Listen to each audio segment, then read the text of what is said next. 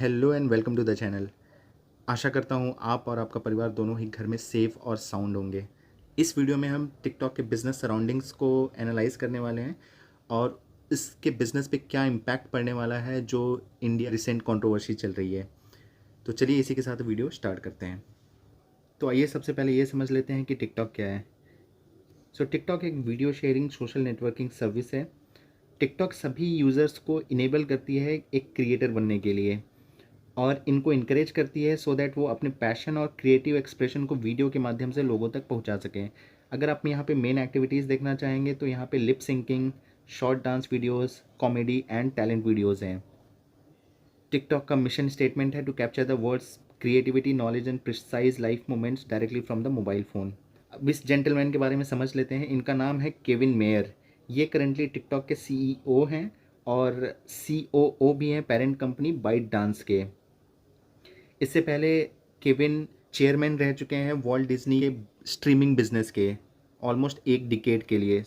यहाँ पे सबसे महत्वपूर्ण ये है कि केविन मेयर ने मई के फर्स्ट वीक में ही ज्वाइन किया है टिकटॉक। और हम सबको पता है कि अभी जो रिसेंट कंट्रोवर्सी चल रही है इंडिया में, इसकी वजह से इसके बिज़नेस पे काफ़ी इम्पैक्ट होने वाला है। तो ये बहुत इंपॉर्टेंट होगा देखना कि केविन मेयर इसको किस तरीके से टैकल करते हैं और किस तरीके के स्टेप्स उठाते हैं इंडियन मार्केट के लिए।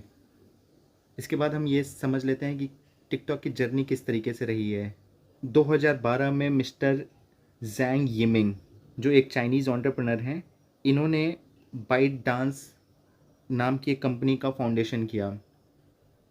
2016 में बाइट डांस ने अपना पहला वीडियो शेयरिंग ऐप लॉन्च किया जिसका नाम था A.me, जो कि सितंबर 2016 में लॉन्च किया गया। दिसंबर 2016 में इसी ऐप का नाम बदलकर डाउयिन रख दिया गया। डाउयिन स्पेशली चाइना मार्केट के लिए था और डाउयिन ने 2017 नवंबर में 11 महीनों में लगभग 100 मिलियन से भी ज़्यादा यूज़र बेस बना लिया था। जैंग यिमिंग इसी सक्सेस को रेप्लिकेट करना चाहते थे इंटरनेशनल मार्केट में, इसलिए उन्होंने डाउयिन को टिकटॉक के नाम से इंटरनेशनल मार्केट में लॉन्च किया। 2018 में यूएस एक बहुत ही बड़ा मार्केट था वीडियो शेयरिंग ऐप्स के लिए और उस टाइम पे म्यूज़िकली नाम का एक ऐप बहुत ही पॉपुलर था यूएस में। म्यूज़िकली भी एक चाइनीज़ कंपनी थी जो बीजिंग में ही हेडक्वार्टर थी और कैलिफोर्निया में भी इनका काफ़ी बड़ा ऑफिस था। इसको 2017 नवंबर में बाइट डांस ने $1 बिलियन की डील के साथ एक्विजिशन किया और इस एक्विजिशन को कंप्लीट होने में ऑलमोस्ट 7 से 8 मंथ्स लग गए। अगस्त 2018 में द पूरा प्रोसेस एक्विजिशन का कंप्लीट हुआ और दोनों कंपनी मर्ज हो गई। दोनों कंपनी के मर्ज होने के साथ ही टिकटॉक यूएस का नंबर 1 ऐप बन गया और चाइना का पहला ऐप बन गया जो आउटसाइड चाइना इतना ज़्यादा डाउनलोड हुआ था। ये एक चाइनीज़ कंपनी के लिए बहुत ही बड़ी बात थी। सिमिलरली टिकटॉक अदर कंट्रीज़ में भी नंबर 1 पर ट्रेंड कर रहा था। 2019 में बाइट डांस वर्ल्ड की मोस्ट वैल्यूड स्टार्टअप बन गई with a valuation of $75 billion plus. अब हम टिकटॉक के की हाइलाइट्स के बारे में देख लेते हैं ग्लोबली। टिकटॉक ऑलमोस्ट 155 कंट्रीज़ में है, 75 लैंग्वेज को कवर करता है। टिकटॉक के जो एक्टिव यूज़र बेस है वो 800 मिलियन प्लस का है। अगर आप इसमें मिक्स देखना चाहेंगे, जेंडर मिक्स, तो globally 56% of the male people are subscribing to TikTok और almost 44% of the total users are female. रफली जो टोटल सब्सक्राइबर बेस है 50% is under the age of 34 और उसमें भी अगर आप ये देखेंगे तो 42% जो हैं वो 16 से 24 साल के बीच वाले हैं। रिसेंटली टिकटॉक अपने 2 बिलियन डाउनलोड कंप्लीट करके one of the most downloaded app बन गया है। अगर आप टिकटॉक ऐप के डाउनलोडिंग पैटर्न को देखेंगे तो आप ये पता चलेगा कि ऑलमोस्ट 10 में से 9 ऐप जो हैं वो एंड्रॉयड पे डाउनलोड हो रहे हैं। एंड्रॉयड इनके लिए बहुत ही महत्वपूर्ण प्लेटफॉर्म है। इनका जो टोटल रिवेन्यू है वो $177 मिलियन है जो कि 2019 में था। ये है टॉप 10 मोस्ट डाउनलोडेड ऐप्स की लिस्ट जो 2016, 2017, 18 और 19 की है। आप क्लियरली देख सकते हैं कि 2018 में अचानक से टिकटॉक 4th नंबर पे आ जाता है और 2019 में ये सेकंड मोस्ट डाउनलोडेड ऐप बन जाता है अक्रॉस द वर्ल्ड। यहाँ पे देखने वाली खास बात ये भी है कि 2017 तक जो टॉप 4 ऐप्स हैं ये सारे फेसबुक ओन करता है। WhatsApp, messenger, Facebook and Instagram सारे फेसबुक ओन्ड ऐप हैं। सो ये फर्स्ट नॉन फेसबुक ऐप है जो मोस्ट डाउनलोडेड बन चुका है ग्लोबली। अगर हम सारे सोशल मीडिया ऐप्स के यूज़र बेस को कंपेयर करना चाहें तो आप सब देख सकते हैं कि फेसबुक का यूज़र बेस काफ़ी बड़ा है, बट टिकटॉक भी काफ़ी तेज़ी से आगे की ओर बढ़ रहा है। अब हम फटाफट एक कंपैरिजन देख लेते हैं बिटवीन टिकटॉक, स्नैपचैट, फेसबुक और इंस्टाग्राम के पीछे। हमने एक्टिव यूज़र बेस देख लिया था कि यहाँ पे फेसबुक का सबसे ज़्यादा है, बट टिकटॉक भी बहुत तेज़ी से ग्रो कर रहा है। दूसरा ये है कि 8 मिलियन सब्सक्राइबर रीच करने में किसको कितना टाइम लगा। सो आप यहाँ देख सकते हैं कि टिकटॉक ने 3 साल में कंप्लीट किए हैं, फेसबुक को 4.5 साल लग गए थे, इंस्टाग्राम को 6 साल लग गए थे और स्नैपचैट अभी तक नहीं कर पाया है। अगर आप ये देखें कि average time spent on each platform bye a person in minutes, तो यहाँ पे इंस्टाग्राम और टिकटॉक ऑलमोस्ट सेम है 54 मिनट्स, स्नैपचैट 50 मिनट्स और फेसबुक सबसे ज़्यादा है 58 मिनट्स। तो अगर कोई एक व्यक्ति है जिसके पास ये चारों ऐप इंस्टॉल्ड हैं तो वो दिन में 4 घंटे केवल इन्हीं ऐप्स पे वेस्ट कर देता है। तो ये समझने की बात है कि अगर हमारे पास ये चारों ऐप इंस्टॉल्ड हैं तो हमें बहुत ही कंट्रोल वे में इनका यूसेज करना चाहिए और इनसे टाइम बचाकर थोड़े प्रोडक्टिव कामों में हमें अपना टाइम लगाना चाहिए। अब आगे हम ये बात कर लेते हैं कि हमने ये देखा कि टिकटॉक कितनी तेज़ी से ग्रो कर रहा है, but at the same time there are lot of concerns also जो रेज किए गए हैं पिछले कुछ सालों में। सो दो तरीके के कंसर्न रेज किए गए हैं, एक है डेटा प्राइवेसी का कंसर्न, दूसरा है कंटेंट रिलेटेड कंसर्न्स। सो डेटा प्राइवेसी का कंसर्न क्या है? टिकटॉक पर एलिगेशन लगाया जाता है कि ये यूज़र्स का इंफॉर्मेशन कलेक्ट कर रहा है और ये अपने चाइनीज़ सर्वर में भेज रहा है अपनी पेरेंट कंपनी को, जो कि पेरेंट कंपनी कभी भी चाइनीज़ गवर्नमेंट को हैंड ओवर कर सकती है।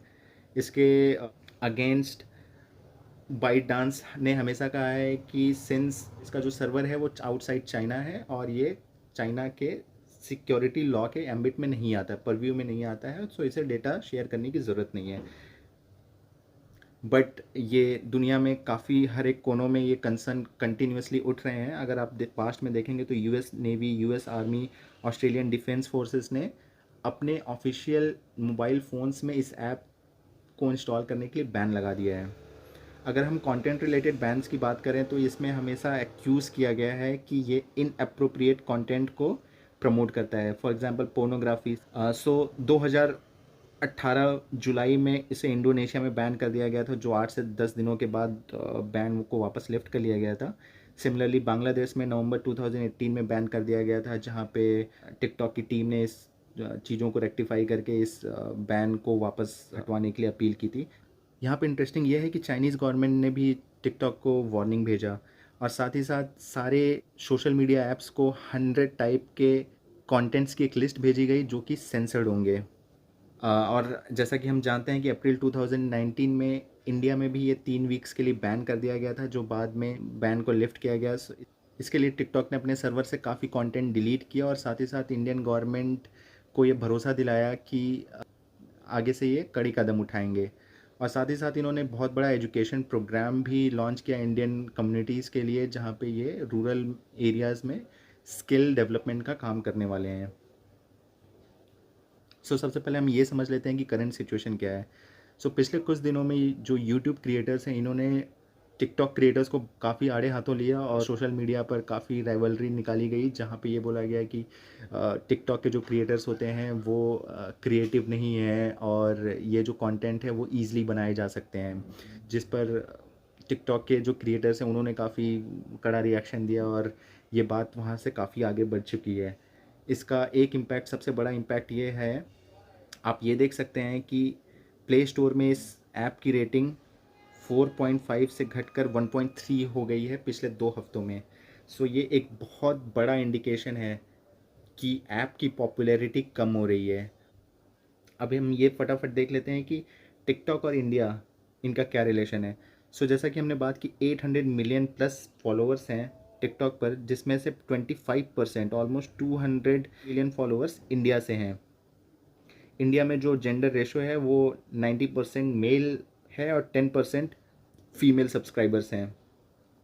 और जैसा कि हमने देखा था कि अभी तक टिकटॉक पिछले 3 सालों में 2 बिलियन बार डाउनलोड हो चुका है, उसमें से ये 800 मिलियन टाइम्स इंडिया में केवल डाउनलोड हुआ है। अगर हम ये लास्ट ईयर की बात देखें तो यहाँ पे भी आप देख सकते हैं कि India is leading the way.